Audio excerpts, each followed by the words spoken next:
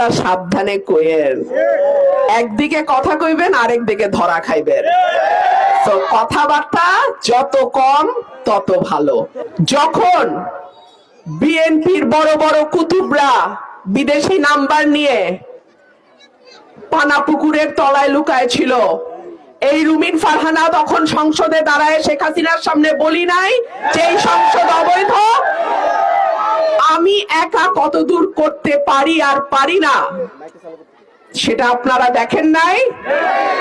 অনেকেই আমাকে প্রশ্ন করেন, আপনার এত এত পরিকল্পনা, আপনি এই দুটো উপজেলাকে মডেল উপজেলা করতে চান, কিন্তু স্বতন্ত্র প্রার্থী হলে আপনি কতটুকু কাজ করতে পারবেন?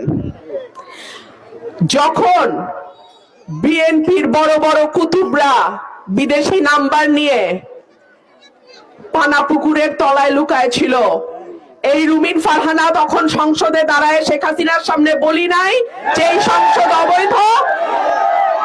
আমি একা কত দূর করতে পারি আর পারি না সেটা আপনারা দেখেন নাই?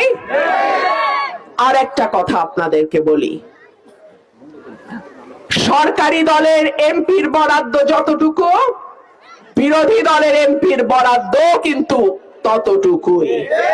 সুতরাং আমি কোন সরকারি এমপির চেয়ে বরাদ্দ কম পাবো এইটা আপনারা চিন্তা করবেন না, বরাদ্দ সমান।